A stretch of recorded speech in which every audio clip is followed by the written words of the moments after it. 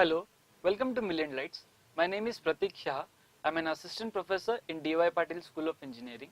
In the previous module, we had discussed about basic operations on robot, that is making it move forward, backward, soft left, soft right, and all the things. Now we are going to take it one step further. In this module, we'll be making a PC controlled robot. So with the help of my PC, I'll be sending instructions. If I press button 1, my robot will move forward. If I press button 2, it will be moving backward.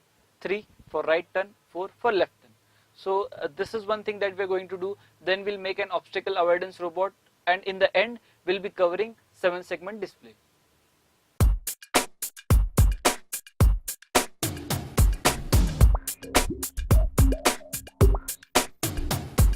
The first exponent of this module will be PC controlled robot. In this, we have got this setup. The setup that we are using is the same that was used in the previous module. L293D connected to 2 motors. This is the chassis, robotic chassis that we have made, where 2 motors are connected to it, and those 2 motors are taken out and they are connected to L293D. So the setup is quite simple. 2 motors connected to L293D, and with the help of Arduino, we are controlling the 2 motors. So pin number 3 and pin number 4 is used for controlling the left motor. Pin number 5 and 6 is used to control the right motor. And depending upon that, L293D gives out the signals. So the setup is quite simple. The power supply that we are using is 9 volts power supply. So it is all same. Just what we are going to do here is we are going to use our PC to control these things. From PC, we are pressing 4 buttons, 1, 2, 3 and 4. When I press button number 1, my robot should go forward for 2 seconds. When I press 2, it should come backwards for 2 seconds. When I press 3, it should take a hard right turn, that too for 1 second. And then when I press 4, it will take a hard left turn for 1 second. The timing I have kept for hard left and hard right is 1 second. If you want to increase, we can make it to 1.5 seconds or depending to your needs. So this is just a simple program that illustrates how we can control a robot using PC. So here the main ingredient is serial communication that we are going to take, and the serial communication information we have already seen. Basic, just 4 instructions are required.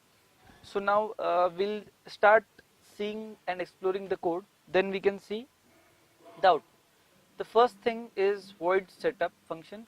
In this function we have got 4 pin modes which are corresponding to the pins that are connected from Arduino to the motor. So 3 and 4 is used to control left motor, 5 and 6 is used to control the right motor. Then here a new instruction that we have is serial.begin 9600, because here we are going to do serial communication, hence we are initiating serial communication at 9600 baud rate. Fine. Then here comes the void loop. Now in void loop we have to see what we are exactly doing. First thing that we want to do is we want to check whether a key is pressed. Before starting with our logic, first thing that we want to see is whether a key is pressed. If a key is pressed, then we want to store it into a variable. Hence the first instruction is to check whether a key is pressed. For that I am using serial.available function that is available in Arduino IDE. So serial.available will continuously check whether a key is pressed from my keyboard. If it is pressed, then the serial.available will return a value that is depending upon number of keyboards pressed. Fine. So after getting that, we are storing that in a variable called as x. So we are declaring a variable, character variable by the name x, and in that x is equals to serial.read. So serial.read is an instruction that is used to read or understand the key that is pressed, and we are storing that in a variable called as x. Fine. Then after that our main logic starts. The main logic is to compare and check which key is pressed, and after that according to it we are going to do few things. Hence we are using if condition for this, and we are using if else ladder. Okay. So as we know, if condition, inside the if brackets we are checking the condition. So here the condition is that whether x is equals to 1, 2 or 3, 4. So if it is 1, we have to do some task. It is 2, then we have to do another one. 3 something else, 4 something else. So we have to first understand what is pressed. Hence we are using if. Inside that x is equals to inverted comma 1. So first we are checking whether 1 is pressed from our keyboard. If it is pressed, then what I want to do is I want this robot to move forward. I want it to move forward for 2 seconds. So according to that I have to write the program. The program is simple.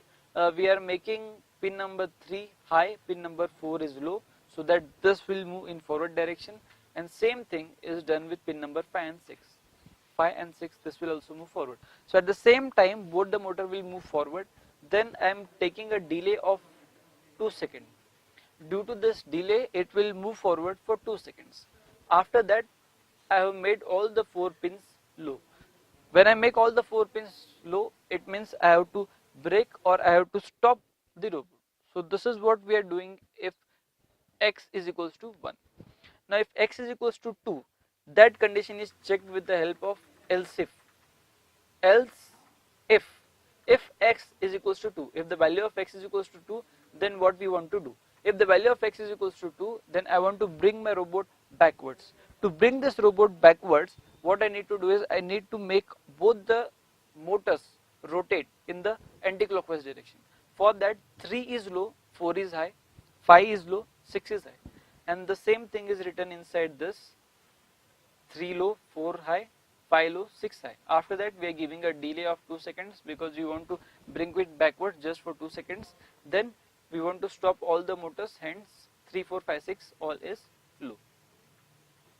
Then if x is equals to 3, else if x is equals to 3, if x is equals to 3, then what we want to do is we want to make a right turn. For making a right turn, this thing, okay, for making a right turn our left motor should be rotating in forward direction, this should be rotating in backward direction.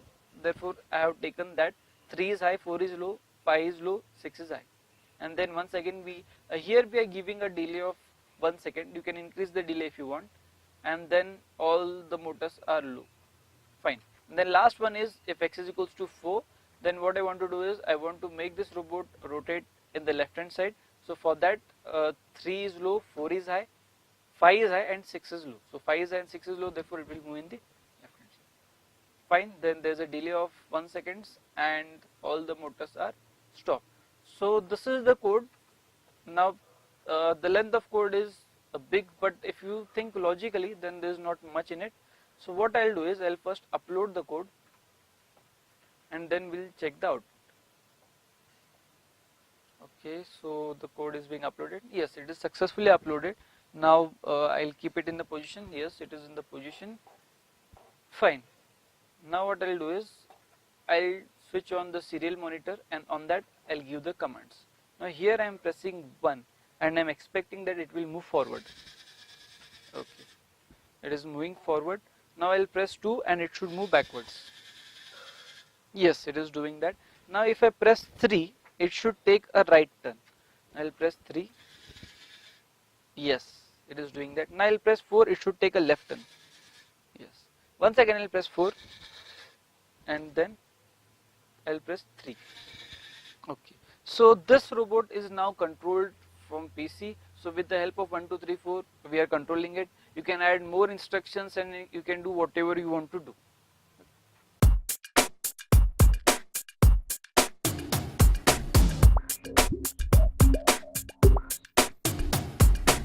Moving on to the next experiment. In this experiment we'll be creating an obstacle avoidance robot. That means this robot will not collide with any obstacle. For that we are going to use this ultrasonic sensor. We'll be using this ultrasonic sensor to measure the distance of any object that is in front of this robot, and depending upon that we'll make this robot to take a right turn. So if any object comes in front of it, it will take a right turn. Now along with this we'll require this jumper wires. So we require this jumper wires to connect ultrasonic sensor to this circuit. Now the basic funda of it is we'll measure the distance of any object that is in front of this ultrasonic sensor with the help of its sonar capability. We will measure the distance. If the distance is less than 25, then we will not proceed further. If the distance is greater than 25 centimeters, then we will make both the motors to move forward. They will keep moving forward. And if the distance is less than 25, then we will make this robot to take a right turn. So it will be continuously measuring the distance that is of any object that is in front of it, and based on that it will be taking a right turn or moving forward. So now for that what we have to do is we have to place this ultrasonic sensor on top of this somewhere in here. So what I'll do is I'll I have connected a double-sided tape. I'll remove this and I'll place it in here. Now if you want, you can have a permanent arrangement on it so that it is more better, but presently I don't have any slots, therefore I'm using this technique. So now this is placed on top of it. Now it can measure the distance of any object that is in front of it. Now I just need to connect these things. We'll see how to connect them and what are the connections, and based on that we can make this robot.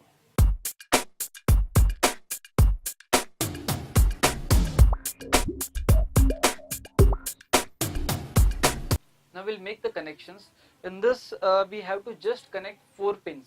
Now I'm using male to female connectors because I have to connect these sockets to ultrasonic sensor. So I got 4 connections to be made. First one is VCC. So I'll be connecting VCC in here to the VCC that is available on the circuit. Then I'll connect ground, and ground is connected to this common ground that I have made on the circuit. Then I have to connect trigger. Trigger is connected to pin number 12 of Arduino. 8, 9, 10, 11, 12. So pin number 12 goes trigger, and then okay, echo. Echo is connected. It is not fit, I guess. Sometimes okay. Now this is connected to pin number 11. So that is it. Just 4 connection we had to make so that we can calculate the distance of any object in front of it, and based on that we'll take the decisions. This is how it would look like. We are connecting these 4 pins: VCC, ground, trigger is connected to pin number 12, and echo is connected to pin number 11.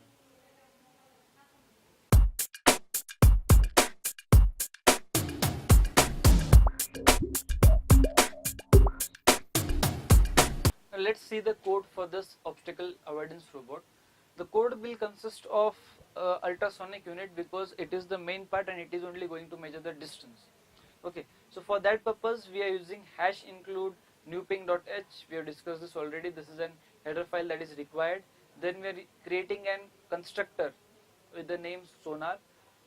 We are sending it 12, 11 and 300. That is 12, 11 is trigger pin, echo pin, and 300 is the maximum distance that we can measure.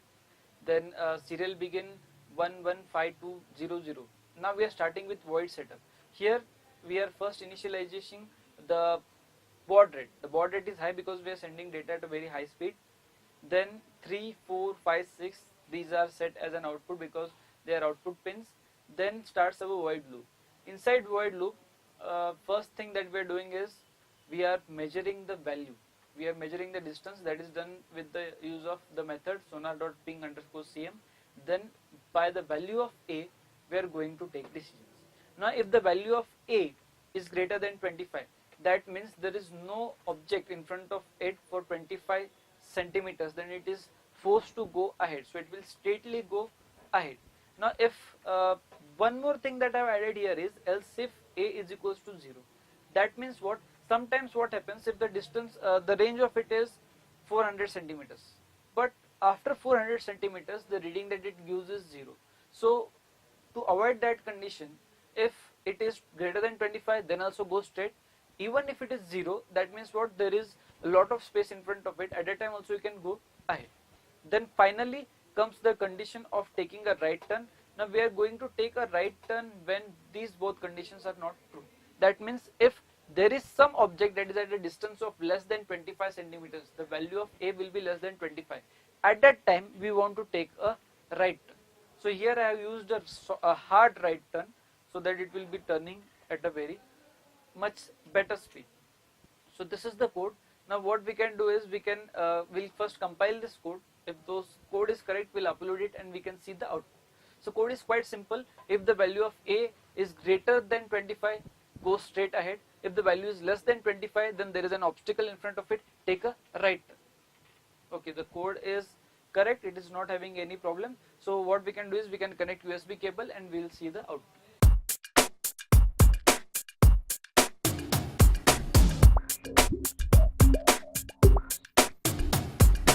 Now Now we'll upload the code onto this board. For that I'm using this USB cable. So first I'll connect the USB cable to the Arduino board, then to the PC. Okay, so now I'll upload the code. Okay, so after uploading the code completely, it is being uploaded. It goes in straight direction because there is no one in front of it. But as I place my hand in front of it, it will take a right turn. It will take a right turn because the distance is less than 25. Now here, once again, it goes straight when nothing is there in front of it.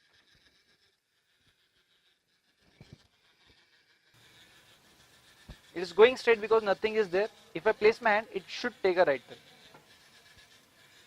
Now here it goes ahead and then it takes a right turn. So the same thing is followed, so it won't collide with anything. See.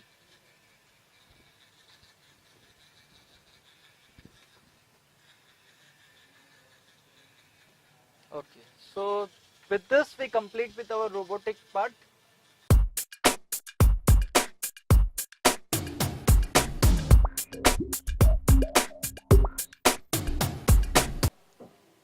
Now we'll start with 7-segment display. 7-segment display is used to display numbers.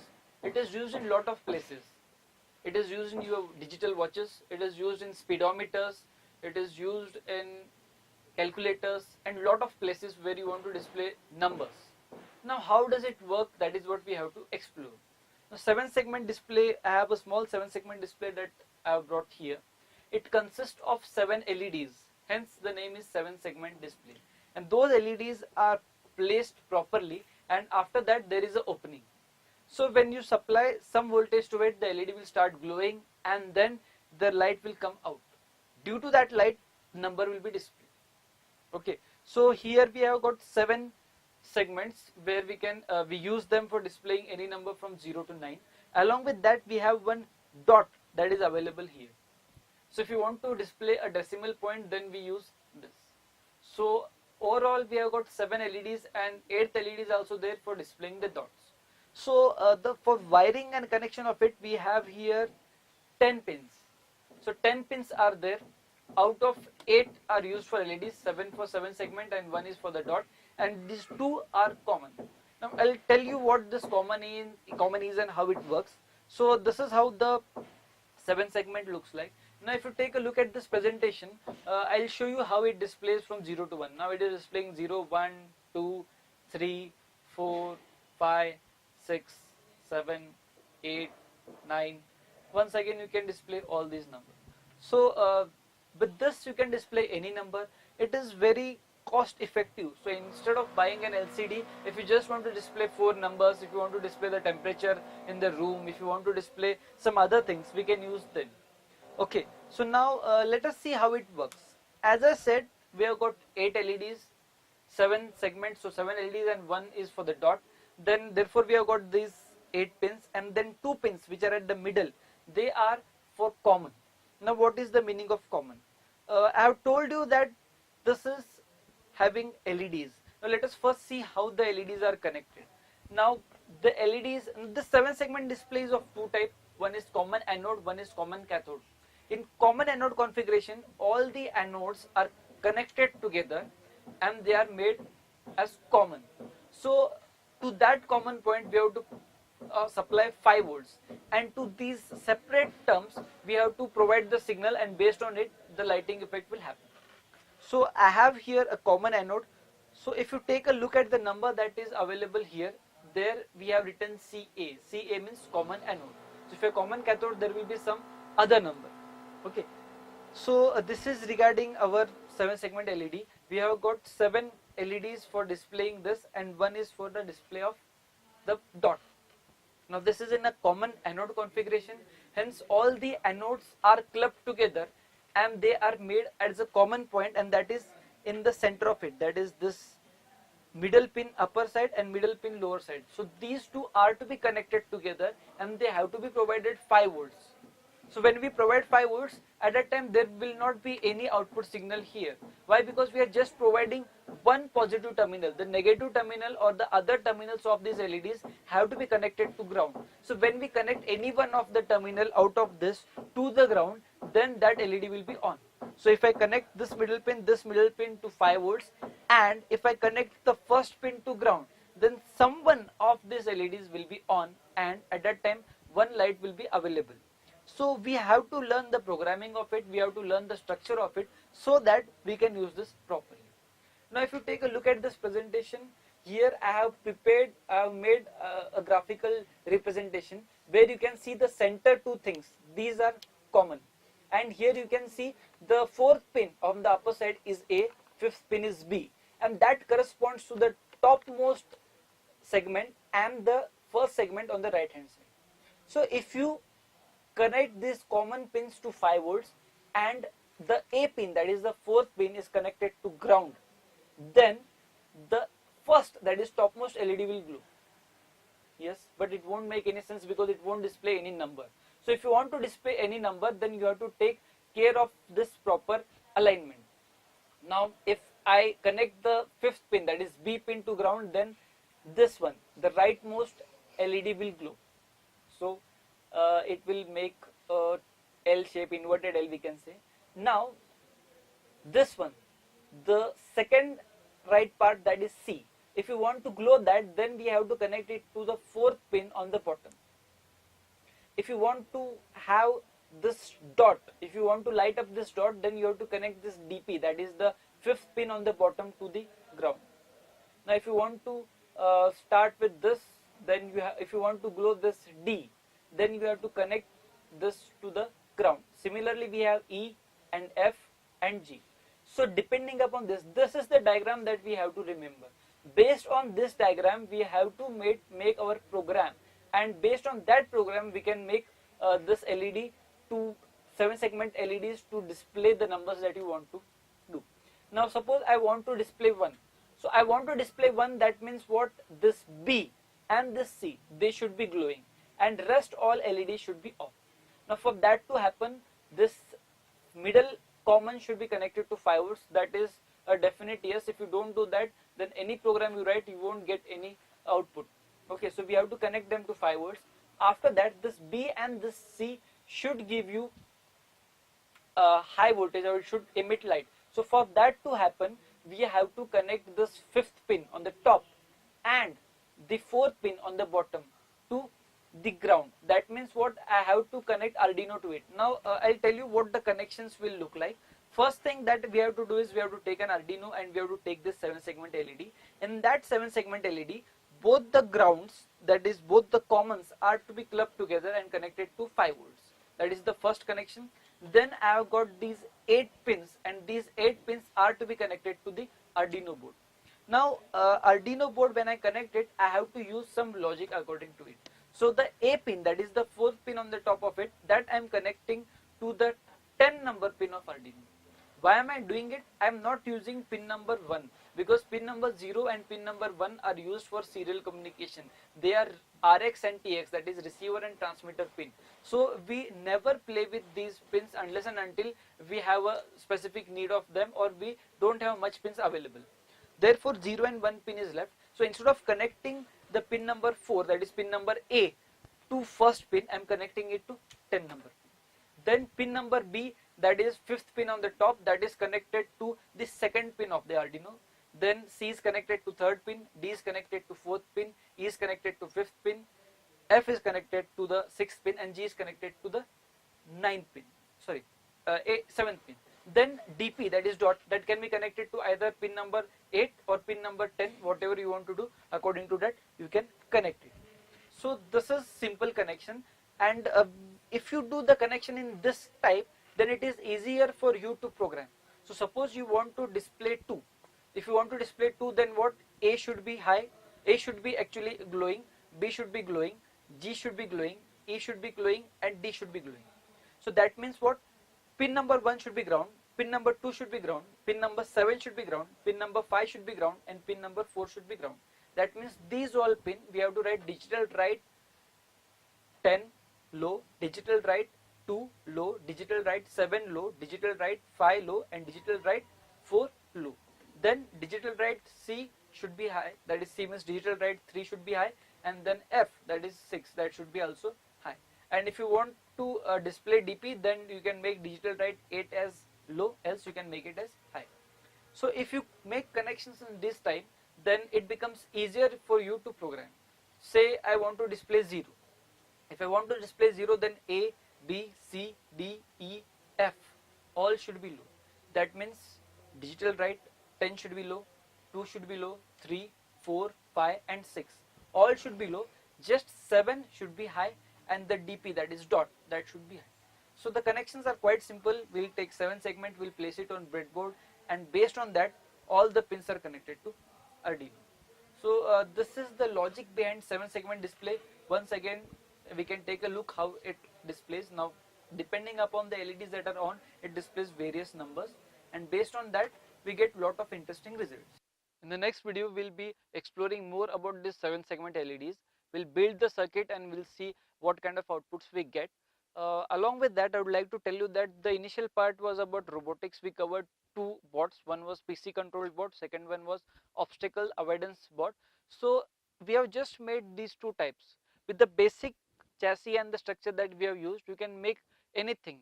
You can make a bot which can be controlled by you through remote, so that you can make it go forward, backward. You can use them for robo race and various other kind of competitions you can do. So the basic of what robotics is required, we have covered that. Now additional what we have to do is we have to just add motors which are having high torque, high speed. We can give power supply which are of more rating. So with that we can build more powerful robots, and we have studied lot of sensors. We can use them, and we can get the data from it, we can store it, we can process it, we can do lot of things with that. Hope you like the video.